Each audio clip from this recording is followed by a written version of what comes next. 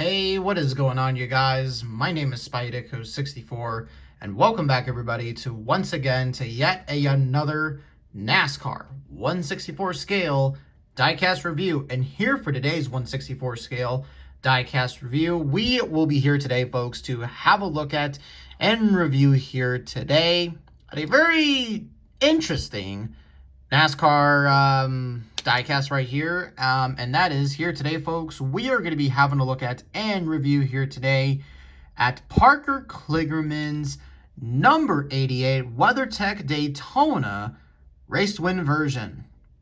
So let's not waste some time and let's just get into the video.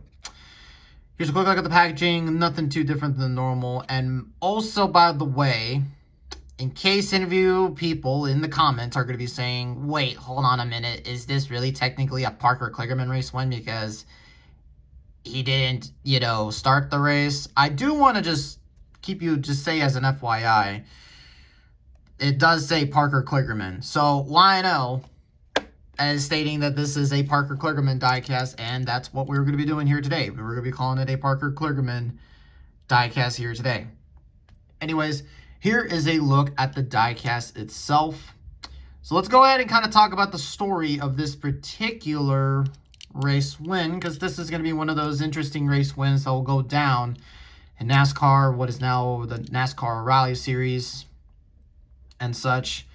So the way that this came about, the way this all came about was that, of course, the week prior, or 2 weeks prior, of course, Connor Zilisch had his fall in Watkins Glen Victory Lane.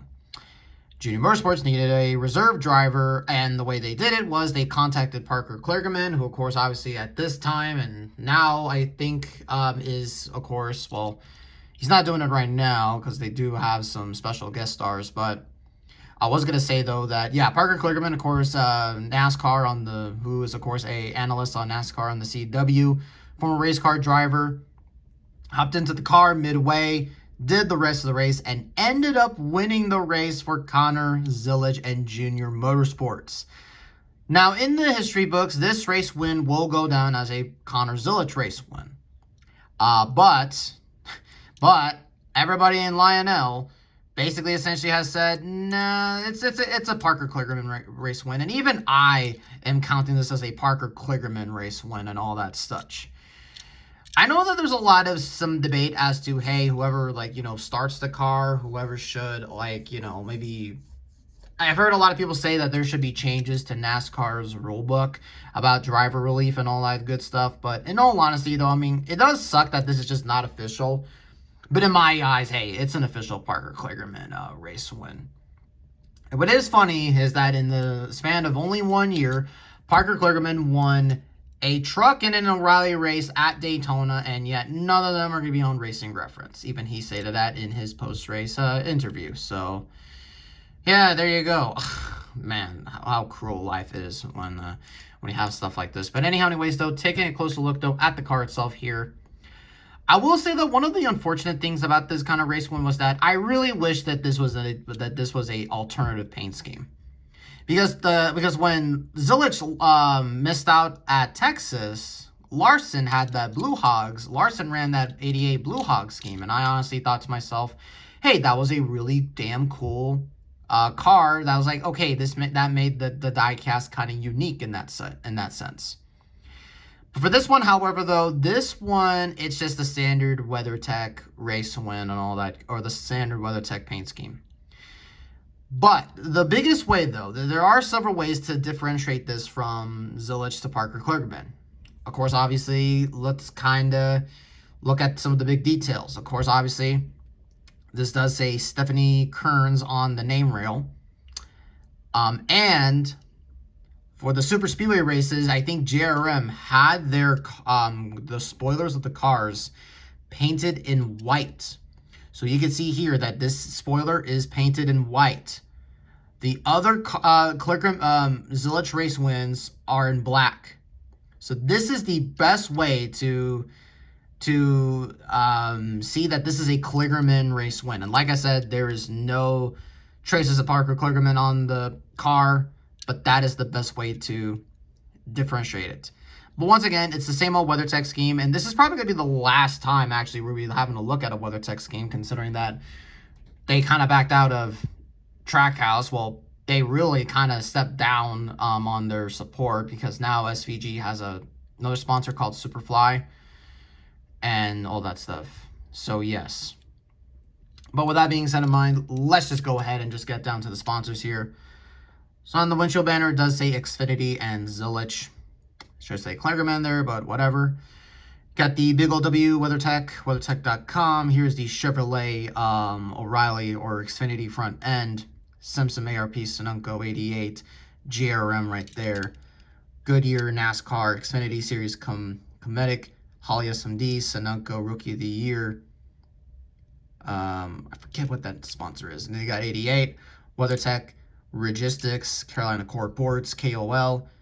Blue Hogs, Exalta. We have all gotten a paint scheme of all these sponsors except for Exalta. Low-key wish Exalta would sponsor this race. And you got a whole shit ton of Race 1 stickers. You got Stephanie Kearns, who I assume that this is a special cancer awareness deal. You got number 88, WeatherTech, Zillich, Junior Motorsports, On the Deck Lid, WeatherTech 88, Chevrolet. Racing Electronics, Mechanics Wear, Mac Tools. Same stuff on the other side as usual, and here's the underside of the car if you wanted to see it. So, in terms of race 1 damage, this car doesn't have too much, but considering that it is a white car, of course, obviously, it does have a fair amount, so let's kind of go ahead and have a look-see at it. So, of course, you can see here the front end is pretty rubbered up. Now, this is Daytona. It's the pavement at Daytona is basically smooth as a baby's bum.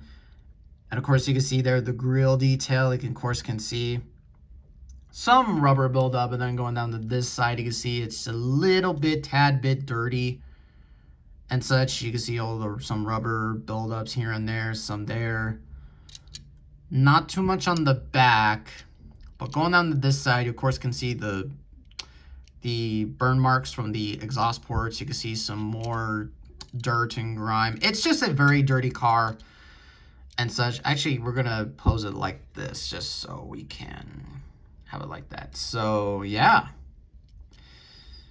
Well, that's going to do it here for today's review, guys, and such. And, of course, obviously, before I do, just end out the video here, I just want to just say to everybody in the NASCAR, world, of course, obviously, everybody has heard the news of the tragic passing of Kyle Busch.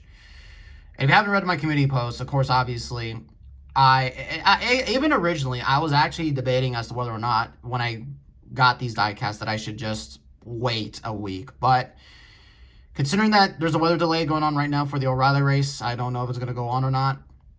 I just kind of want to come on ahead here and just talk about some diecasts, man. And I really feel for Rowdy Nation and just for everybody, the NASCAR industry as a whole.